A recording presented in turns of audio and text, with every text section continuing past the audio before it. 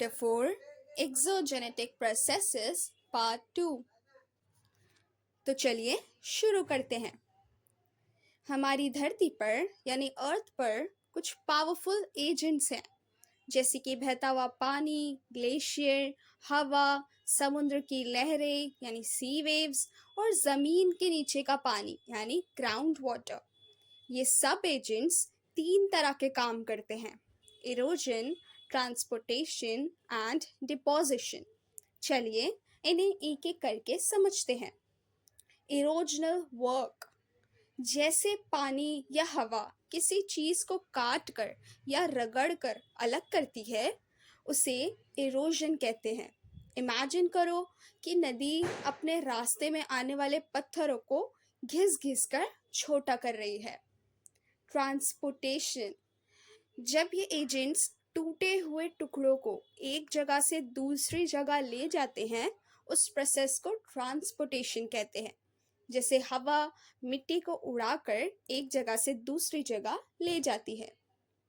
Deposition यानी depositional work, जब ये एजेंट्स उन टुकड़ों को आगे नहीं ले जा पाते और उन्हें किसी जगह पर जमा कर देते हैं, उस प्रोसेस को डिपोजिशन कहते हैं। नदी जब आगे बढ़ती है और उसकी रफ्तार कम हो जाती है, तो वो अपने साथ लाई हुई मिट्टी और पत्थरों को किनारे पर जमा कर देती है। ये तीनों प्रोसेसेस मिलकर हमारी धरती की सरफेस को हमेशा बदलते रहते हैं और नए नए लैंडफॉर्म्स बनाते हैं, जैसे कि वैलीज, डेल्टास और सैंड ड्यून्स। इस तरह ये एजेंट्स कंटिन्यूसली हमारी धरती को स्कल्प्ट करते रहते हैं। Work of river and landforms. अब हम रिवर के काम और उससे बनने वाले लैंडफॉर्म्स के बारे में समझेंगे। आप सभी ने नदी तो देखी ही होगी। जब बहुत सारा पानी एक साथ मिलकर बहता है तो एक नदी बनती है। नदी एक जगह से दूसरी जगह जाते हुए तीन तरह के मेन काम करती है: erosional work, transportational and depositional work, जैसे कि हमने पहले पढ़ा। इरोजनल वर्क, जब नदी में पानी तेजी से बहता है तो वो अपने साथ रेत, कंकड़ और पत्थरों को लेकर आगे बढ़ती है। इस दौरान नदी के नीचे की जमीन यानी रिवर बेड और किनारे यानी रिवर बैंक्स घिसने लगते हैं। इस घिसाव से कुछ खास आकृतियां बनती हैं यानी शेप्स बनते हैं, जैसे गॉर्जेस यानी कैनियंस, जब नदी पत्थर को काट कर एक गहरा और नैरो रास्ता बनाती है। वी शेप्ड वैलीज, जब नदी पहाड़ों को काट कर वी अक्षर जैसी घाटी यानी वैलीज बनाती है। वाटरफॉल्स, जब नदी ऊंचाई से नीचे गिरती है। ट्रांसपोर्टेशनल एंड डिपोजिशनल वर्क, जब नदी पहाड़ों से नीचे आकर मैदान में पहुंचती है तो उसकी रफ्तार धीरे हो जाती है। ट्रांसपोर्टेशन, इस दौरान नदी अपने साथ लाई हुई मिट्टी, रेत और पत्थरों को आगे ले जाती है, जिसे ट्रांसपोर्टेशन कहते हैं। जब नदी की स्पीड बिल्कुल कम हो जाती है तो वो सारे जमा किए हुए सामान को छोड़ देती है और वो एक जगह पर इकट्ठा हो जाते हैं, जिसे डिपोजिशन कहते हैं। इस जमाव से नए लैंडफॉर्म्स बनते हैं। एलुवियल फैंस, पहाड़ के नीचे जहां नदी पहुंचती है वहां पर वो फैन जैसे शेप में मिट्टी जमा करती है। फ्लड प्लेन्स, फ्लड यानी बाढ़ के दौरान नदी अपने किनारों पर मिट्टी फैला देती है, जिससे मैदान बनते हैं जो खेती के लिए बहुत फर्टाइल होते हैं। डेल्टास, जब नदी सी से मिलने वाली होती है तब उसकी स्पीड सबसे कम होती है। वो सारी मिट्टी और रेत को वहां जमा कर देती है, जिससे ट्रायंगल जैसी शेप बनती है, जिसे डेल्टा कहते हैं। तो इस तरह एक नदी अपने सफर में धरती पर बहुत सी खूबसूरत और अलग अलग शेप्स बनाती हैं। Work of glacier and landforms. Glacier एक बहुत बड़ा बर्फ का टुकड़ा है जो धीरे धीरे पहाड़ों से नीचे सरकता है। ये उन जगहों पर बनता है जहाँ साल भर टेम्परेचर बहुत कम रहता है और बर्फ गिरती रहती है। जब बर्फ की परत जमा होती जाती है तो उसका वजन बढ़ता है और नीचे की बर्फ पर दबाव यानी प्रेशर पड़ता है। इस दबाव और फ्रिक्शन के कारण ग्लेशियर धीरे धीरे सरकने लगता है। ये सरकता हुआ ग्लेशियर भी नदी की तरह तीन काम करता है: erosion, transportation and depositional. Erosional work: जैसे जैसे ग्लेशियर आगे बढ़ता है वो अपने नीचे और किनारों की जमीन को घिसकर काटता है। इस काटने के काम से कुछ खास शेप्स बनती हैं। सर्क्स: पहाड़ पर एक बाउल जैसी शेप। यू शेप्ड वैलीज: नदी वी जैसी घाटी बनाती है जबकि ग्लेशियर यू जैसी चौड़ी घाटी बनाती है। हॉर्न्स: जब तीन या उससे ज्यादा ग्लेशियर सर्क्स बनाते हैं तो बीच में एक पॉइंटी चोटी बन जाती है जिसे हॉर्न कहते हैं। ट्रांसपोर्टेशन: ये टुकड़े ग्लेशियर के अंदर या उसकी ऊपरी सतह पर फंसकर आगे बढ़ते रहते हैं।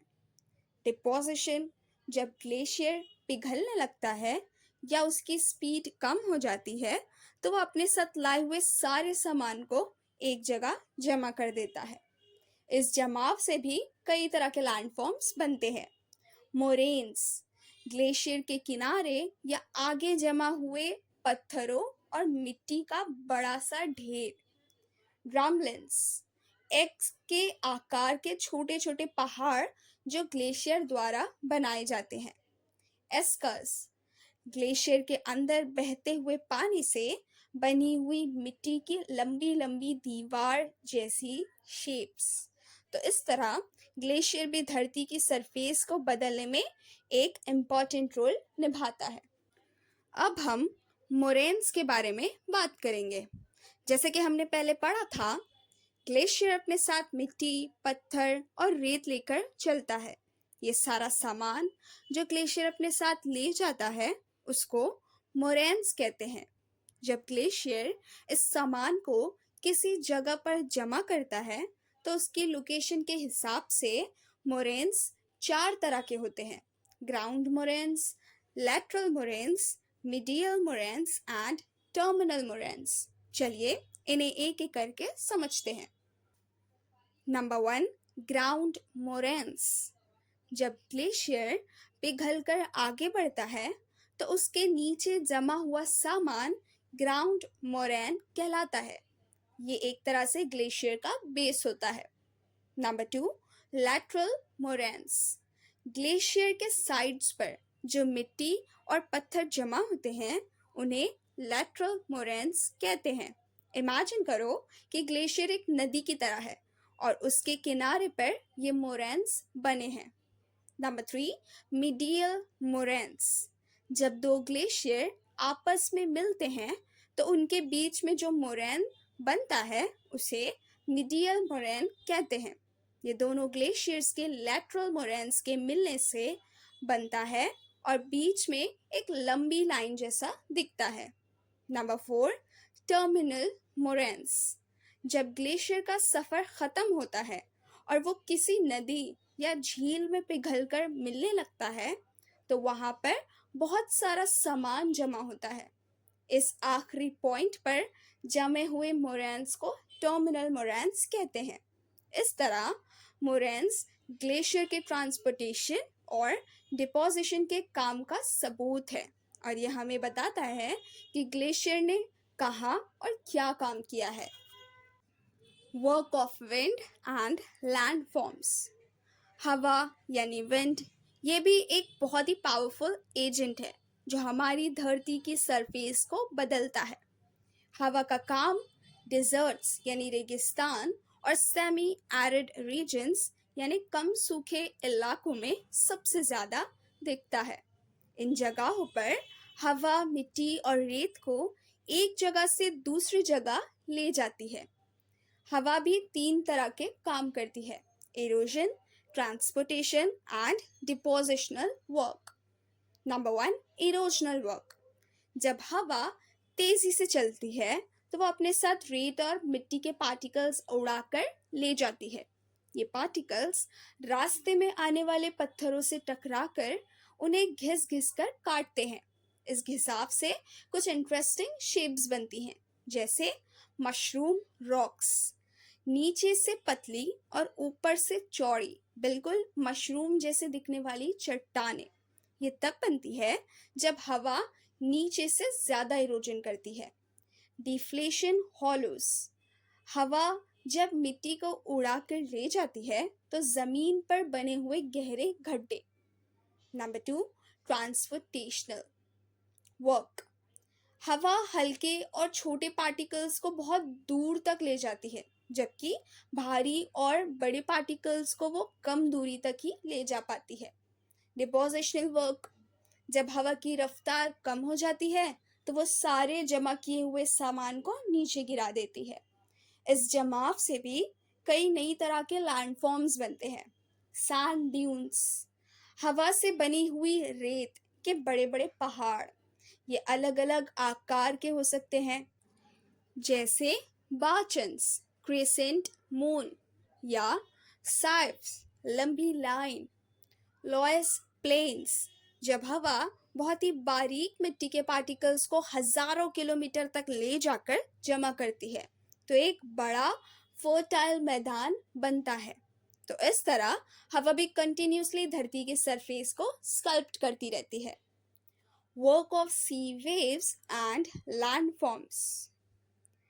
समुद्र की लहरें सिर्फ पानी नहीं है, बल्कि वो भी हमारी धरती की सरफेस को बदलती है। जब हवा और टाइड्स के कारण समुद्र का पानी चलने लगता है तो लहरें बनती हैं। ये लहरें कोस्ट पर मौजूद पत्थरों से टकराती हैं और उन्हें घिसकर काटती रहती हैं। Number 1, erosional work. जब लहरें जोर से किनारे पर आकर टकराती हैं तो वो अपने साथ पानी, रेत और छोटे बड़े पत्थर ले आती हैं। ये सब मिलकर किनारे पर मौजूद चट्टानों को काटना शुरू कर देते हैं। इस काटने के काम से कुछ खास शेप्स बनती हैं। सी केव्स, जब लहरें कमजोर जगहों को काटकर केव बनाती हैं। सी आर्चेस, जब एक गुफा दूसरी तरफ से भी बिल्कुल खुल जाती है तो एक आर्च बन जाती है। सी क्लिफ्स, जब लहरें सीधी दीवार की तरह चट्टानों को काट देती हैं। ट्रांसपोर्टेशनल एंड डिपोजिशनल वर्क। लहरें जब चट्टानों को काट देती हैं तो वो उस टूटे हुए सामान को समुद्र के अंदर और किनारे पर इधर उधर ले जाती है, जिसे ट्रांसपोर्टेशन कहते हैं। डिपोजिशन, जब लहरें किसी शांत जगह पर पहुंचती हैं जहां उनकी शक्ति कम हो जाती है तो वो टूटे हुए सारे सामान को वहीं जमा कर देती हैं। इस जमाव से भी कई नई तरह के लैंडफॉर्म्स बनते हैं। बीचेस, हम सब जानते हैं कि समुद्र के किनारे पर रेत का मैदान होता है, जिसे बीच कहते हैं। ये लहरों द्वारा जमा की गई रेत और पत्थर से बनते हैं। सैंड बार्स, किनारे से थोड़ा दूर पानी के अंदर रेत का एक लंबा ढेर। लगून्स, जब रेत या मिट्टी का ढेर समुद्र के पानी को किनारे से अलग कर देता है तो बीच में एक छोटी झील बन जाती है, जिसे लगून कहते हैं। तो इस तरह समुद्र की लहरें भी हमारे किनारों को हमेशा बदलती रहती हैं। Work of ground water and landforms. आप सबने बारिश का पानी जमीन में जाते हुए देखा होगा। ये पानी पोरस रॉक्स यानी छेद वाले पत्थर या क्रैक्स से होकर जमीन के अंदर चला जाता है और वहाँ नॉन पोरस लेयर यानी बिना छेद वाली परत पर जमा हो जाता है। इस जमे हुए पानी को ही हम ग्राउंड वाटर कहते हैं। ये ग्राउंड वाटर भी हमारी धरती को बदलने में अपना कंट्रीब्यूशन देता है। Number 1, erosional work. Ground water में कुछ मिनरल्स जैसे लाइमस्टोन आसानी से डिसॉल्व हो जाता है। जब ये पानी पत्थरों में से बहता है तो वो इन मिनरल्स को घुलाकर उन्हें कमजोर कर देता है। इससे जमीन के अंदर खाली जगह या गुफा बन जाती है। सिंक होल्स, जब जमीन के नीचे की गुफा कमजोर हो जाती है और ऊपर की जमीन उसमें गिर जाती है तो एक बड़ा गड्ढा यानी होल बन जाता है, जिसे सिंक होल कहते हैं। Limestone caves, ground water limestone को घुलाकर बड़ी बड़ी गुफाएं बनाता है। Transportational and depositional work, ground water अपने साथ घुले हुए मिनरल्स को ले जाता है। जब ये पानी हवा के कांटेक्ट में आता है या इसमें मिनरल्स की क्वांटिटी बहुत ज़्यादा हो जाती है तो वो मिनरल्स दोबारा से जमा होने लगता है। स्टैलेक्टाइट्स एंड स्टैलेग्माइट्स, गुफाओं के रूप से पानी टपकता है और मिनरल्स वहाँ जमा होते रहते हैं, जिससे ऊपर से स्टैलेक्टाइट्स बनते हैं। और यही पानी जब नीचे फर्श पर गिरता है तो वहाँ पर स्टैलेग्माइट्स बनते हैं। तो इस तरह ग्राउंड वाटर जमीन के नीचे भी एक हिडन आर्किटेक्ट का काम करता है। Now let's talk about ground water table. In simple words, जब बारिश का पानी जमीन के अंदर जमा हो जाता है तो उस जमे हुए पानी की सबसे ऊपरी सतह यानी अपर सरफेस को ही वाटर टेबल कहते हैं। ये बिल्कुल वैसे ही है जैसे एक बकेट में पानी भरा हो और उस पानी का लेवल दिख रहा हो। वैसे ही जमीन के अंदर पानी का जो लेवल होता है वही वाटर टेबल कहलाता है। ये वाटर टेबल हमेशा एक जैसा नहीं रहता। इसके लेवल कुछ चीज़ों पर डिपेंड करते हैं। सीजन्स, बरसात के मौसम में जब बहुत बारिश होती है तो ज़मीन के अंदर पानी का लेवल बढ़ जाता है और वाटर टेबल ज़मीन के पास आ जाती है। और गर्मियों में जब पानी काफ़ी इस्तेमाल होता है और बारिश नहीं होती तो वाटर टेबल नीचे चली जाती है। पोरोसिटी ऑफ रॉक्स, पत्थरों में कितने छेद यानी होल्स हैं इस पर भी डिपेंड करता है। अगर छेद ज़्यादा है तो पानी ज़्यादा जमा हो सकता है। अमाउंट ऑफ रेनफॉल, जितनी ज़्यादा बारिश होगी उतना ही वाटर टेबल का लेवल बढ़ेगा। तो नेक्स्ट टाइम जब आप बोरवेल या वेल देखें तो समझ जाइएगा कि वो उसी वाटर टेबल से पानी निकल रहा है। तो नेक्स्ट टाइम जब आप बोरवेल या वेल देखें तो समझ जाइएगा कि वो उसी वाटर टेबल से पानी निकाल रहे हैं। सो टू कंक्लूड द चैप्टर, हमने देखा कि कैसे हमारी धरती हमेशा बदलती रहती है। नदी, ग्लेशियर, हवा, समुद्र की लहरें और ग्राउंड वाटर, ये सभी एजेंट्स मिलकर इरोजन, ट्रांसपोर्टेशन और डिपोजिशन के जरिए नए नए लैंडफॉर्म्स बनाते हैं। इस तरह हमारे आसपास के लैंडस्केप्स हमेशा एक प्रोसेस में रहते हैं और बदलते रहते हैं।